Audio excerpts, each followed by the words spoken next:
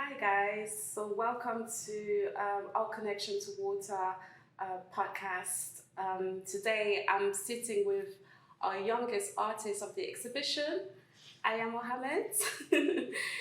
and Aya is an amazing artist, but I'm gonna ask for you to introduce yourself. Sure. And yeah. So I'm Aya Mohamed. I'm an artist from Northwest London. I'm 19 years old and hopefully going to uni soon. Okay. Lovely. So where are you going? For uni? Yeah. I'm going to the University of Manchester. Oh, congratulations. Outside of London. Yeah. You must be so excited. Excited is one way to put it, yeah. Oh, that's amazing. Excited and nervous, for sure. Okay, so what are you going to study? Law and politics. Wow. Okay. Serious. Serious business. Yeah. So how long, because obviously you do have that part of you that want to study law and politics, but then you have this amazing part of you that is an amazing artist. So I kind of want to know, where does that come from? Where of both passion come from? That's really interesting. I think it's something that's difficult for me even to think about, because I think for a long time I've mostly focused on my artistic side and kind of like suppressed other interests that I've had. But I think in the past few years, as I've slowly kind of delved into other things I'm interested in, I found that that's actually helped my art a lot and helped me kind of make it more personal to me. And so I kind of just see everything as connected. I don't even see it as like separate parts of me. It's just different aspects of my personality.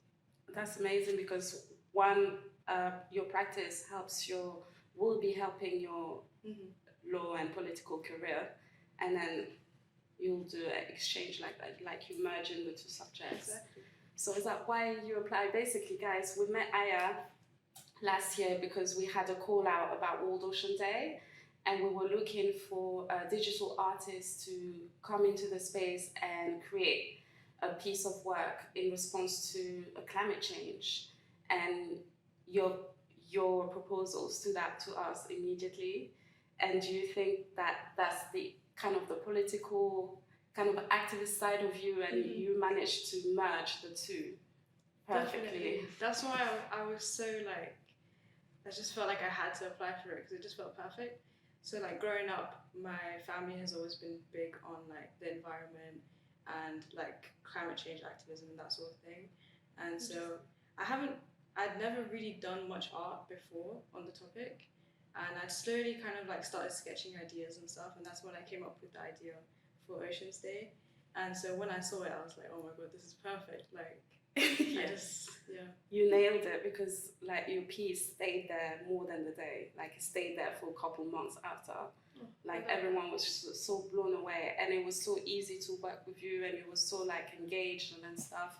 And also I thought that it was interesting to have like the younger generation talk about these issues, because our generation growing up, that wasn't our main worry. Yeah. But we've witnessed a shift now, and then I feel like your generation are the one who are going to combat this issue of climate change. Definitely. So that's amazing. And like I appreciated that so much, because I feel like a lot of the time younger voices tend to kind of like get ignored, because it's the thing of like, oh, we're not as serious, or like people think that we don't care, when like I know many people that do. And so I really appreciate the opportunity to actually like express how I feel. Yeah, amazing. Yeah. Well, I'm so glad. But I kind of want to know more about Aya Mohamed. Like, I want to have a little Who is background. Aya Mohamed? Who are you? Like, what is your background? Where did you grow up? And okay, we'll get into it. So my mom is Bulgarian. My dad is Sudanese. I was born in the UK and I lived here for about 8 years or so. And then I moved to the UAE and I lived there for another 8 years. Wow. And then I was in Bulgaria for a bit during COVID, and then I ended up moving back, and I've been here ever since. That's amazing. How many languages do you speak then? Like 3-ish. So is that English is my first language, and then the other two I can like get by in the most part, Arabic and Bulgarian. You know, when you live in different countries, don't you feel like you're broad, like you just are more open-minded and you have a wider perspective on so many topics. I think so, for sure. It's definitely a gift, because I think it's really nice for me to see connections between cultures which you wouldn't really expect. I think people tend to think that we're a lot more different than we actually are. Yeah. And so I think, yeah, moving around has definitely helped me kind of be a lot more open to that kind of thing. Amazing. So going into the exhibition on connection to water, I mean, we had only 2 weeks to decide and to pick artists, and considering our experience with you, working with you, we was like, we want to see more of you. We want to know more about, because your message was so strong with the World Ocean Day 2022 that as a collective, we was like, and the museum as well, we was like, I wonder what Aya's perspective might be about her own connection with water. And so you was the only commission of this exhibition. So like, I still can't believe it, genuinely. Because I feel like, because also one of our core values is to mentor artists and kind of support them, not artistically, because we all have different practices, so I wouldn't be able to guide you technically. But, you know, as an artist and how to navigate the art world and working with institutions like this, I mean, that's kind of what we do. And he was always very responsive and reliable, so I was like, I can trust Aya to do a brilliant job. So I remember pitching your work, and it was just a draft. And I remember there wasn't any colors, and as I remember the room of people that we were pitching to, there was maybe 10 or 15 people in the room. They were like, yes, let's do it, like, you know. So the fact that we all believed in you delivering a quality piece says a lot. So I just want to talk about your piece, The Rivers of Life, and your 6th illustration, and how was the process for you, even what did you learn, the feedback that you've got, the challenges that we had delivering that piece of work. And yeah. So where do I start? So The River of Life, it was a series of 6 illustrations, and it was all about the cultural and religious importance of water in the Middle East. And so when I was kind of brainstorming like what I could do for the exhibition, I knew that I definitely wanted it to be personal. I think that's one thing that all the artists did, which I really loved. Like seeing all of our different cultures like in our pieces, I think it was amazing. But so I used the Quran, I used like different Islamic references and cultural references as well, specifically about Sudan. I learned a lot about my own culture, I think. Like things that I didn't know before, like certain traditions and things like that I really loved. And so I just used all of that research as a basis for the 6 illustrations.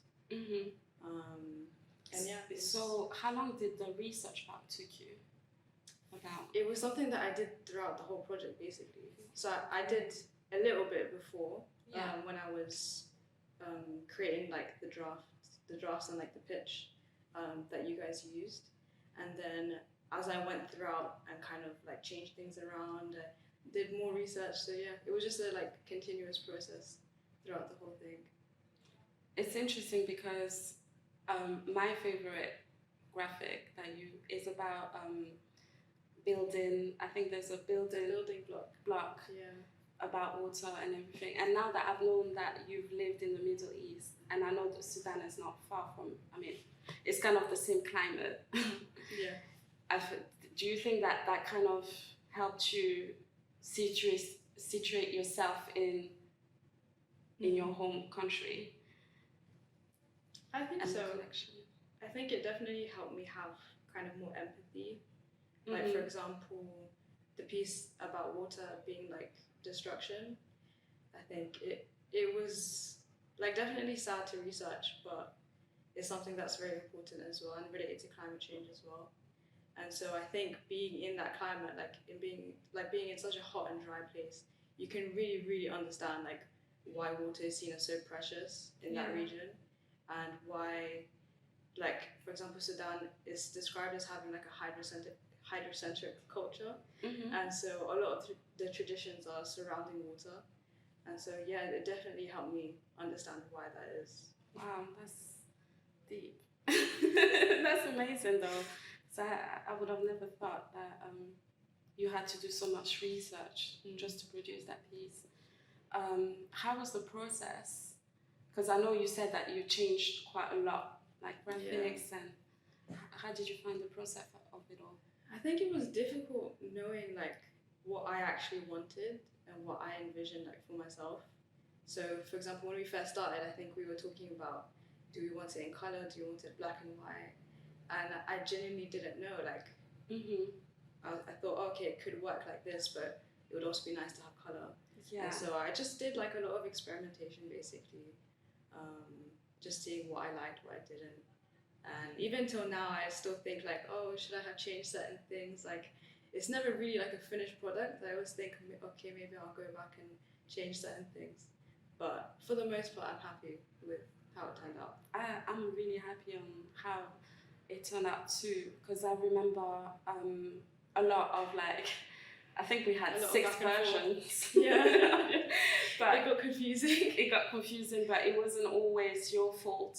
The museum and us had to do double checks to make sure that it was, you know, it was understandable. It was understandable. It was accessible for everyone, and you know, especially the Muslim community. I mean, I've learned a lot as well. And I remember, Me too. and then I remember talking to a few imams, and there was a lot of resistance at first. And I couldn't really understand why, and then I had to do research, and then we had to kind of take out features, and but you know, I think the museum was really willing to support us through that journey, and planning that if there were a black backlash, already having like a statement ready, and you know, so I think we all learned so much, and we're having conversations, and you were so courageous by standing your grounds and being, no, this is my art, and then compromising beautifully at the end. How was that experience for you? I definitely could not have done it without your support, because it was definitely tricky to navigate. I think I was kind of at the time thinking, okay, do I compromise or not? And like, if I compromise, is that going against like my own beliefs, or is it more just accommodating for other people's needs? Or like, it was difficult to understand, you know, what I actually want in that situation. Yeah. And I think compromising was the best idea, and I'm very glad that we did, because I think now people can focus on like the actual message of the piece rather than, oh, like, are there certain facial features or things like that, and like the controversy. Basically, I'm glad that people like don't focus on that. Yeah. And I think it was better, honestly. It was like, in a way, it kind of like simplified it so that people can focus on the water itself. Yeah, I think the compromise was the best route, and I think the message definitely came across well. I think it was a lot of people's favorite. Aww. Even my mom told me she came to talk to you and said that was her favorite. That warms my heart. And I think people felt represented as well. And what was the feedback that you got at the private view, or even outside the private view? I loved it, like seeing people's reactions like firsthand to my work. It was like, it's an indescribable feeling, honestly, and like having so many people come up to me and be like, I love your piece so much, like it really means a lot to me. And for example, like at the workshop recently, one of the people attending was saying like how he loved seeing another Muslim like represented, and how he hadn't really seen many. And yeah, stuff like that just warms my heart so much, because it's like, I would never expect for me to be that person to kind of like inspire people. That's crazy. Yeah, it's amazing. But I think that's why artists, no matter where you come from, what background, faith, gender, or race, I think we've got this, it's not a burden, and it can be a burden, but it's a gift as well. Definitely. to really like break boundaries and have difficult conversations and show by example and what it is to be brave. Yeah. You know, Just connecting people, because I think the role of an artist is always a disruptive one. That's my personal opinion. And it's only through art that you somehow can have difficult conversations. You know, and representation matters 100%. Definitely. You know, so I think creating this exhibition, we really wanted to represent everyone, that from a community on another, from different level of career, from different gender, international, local, like it did, like, because that's what water does. It doesn't matter about these things, like we're all human beings. So yeah, I think like our collaboration was one of the best. You know, I'm not trying to be biased. You can cut that, because that would be a bit shady still. No, definitely keep that in, because it's true.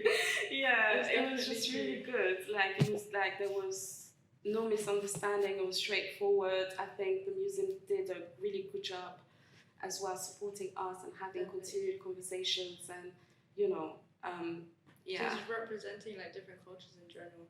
Because I was so surprised by how much I connected to other people's works, even though they were from a completely different background, like Chile, Seba. Yeah, and like the June Collective, I love their work so much. Even though like I never would have imagined that I would have related to it. Wow. But I think just having like that representation of women, I think was just like really lovely to see. But yeah. Yeah, that's amazing. Yeah, I love all the artists in our exhibition. I think it brought so many people together, and we felt it at the private view, how everyone got on. There was different communities of people there, and it was just such a vibrant night, and I couldn't even It really was. Believe it. I was like, oh my god, this is crazy. Like, you guys did an amazing job, honestly. How did we manage to pull it off like in 3 months? Like, this is mad. And the exhibition is still open until February 2024. There's been more or less 50,000 people coming in the space. Wow. How does it feel as an artist, like knowing that, you know, 50,000 people saw your work? And I can't even imagine it, isn't it? That's mad. It is really mad. Like, I can't even describe the feeling. It's just like awe, I guess, of to think that that many people have viewed my work is crazy to me. It's crazy. Last question. So now that all of this happened, so you got commissioned, you worked hard on it, we delivered it on time, thank God. The private view was a success. You had your workshop with the young people, and now that it's almost over, and now that you experienced other people's work and their connection to water, did that alter your own connection with water today? Or when, That's a tricky question. I think for a long time, water was something that I felt very conflicted about. And in a way, I still do, I think. It was something that I was very scared of when I was younger, especially like the ocean. I just thought, like, how is it so big? Yeah. I've always kind of been a bit like nervous around water, but I think definitely seeing other people's works and seeing how much of a blessing water is and just how necessary it is for life, literally, I think the fear has slowly like decreased, and like the appreciation has increased, of course. That's brilliant. And what is the future for you now? Because I know you said you're going to Manchester, but you as an artist, is it something that you see yourself doing again, like a commission piece and working with? Definitely, I hope so. I mean, the future is very uncertain at the moment. I think I do want to kind of take some time to kind of explore who I am, like apart from art, if that makes sense, like other aspects of my personality. But that doesn't mean that I'm gonna stop doing work or anything. It's more just like understanding who I am as a person, basically. And Manchester is such an artistic city as well, such a creative city. I think that would definitely help in my journey. And I kind of just want to see like where life takes me. Yeah, I mean, you have life ahead of you, girl. I wish I was. I mean, I don't wish I was 19 again, to be honest, because, boy. But, you know, like, identity, like, you're like looking for who you are as an artist is, I think, is endless. And, yeah, keep traveling. I think that's the best thing to. It's the best thing to do as a young person, and learning and collaborating. And I can't wait, honestly. yeah, I feel like the future's bright. yeah, it is bright. I'm telling you, we'll be working again together. But that's it for the podcast, guys. How long has it been?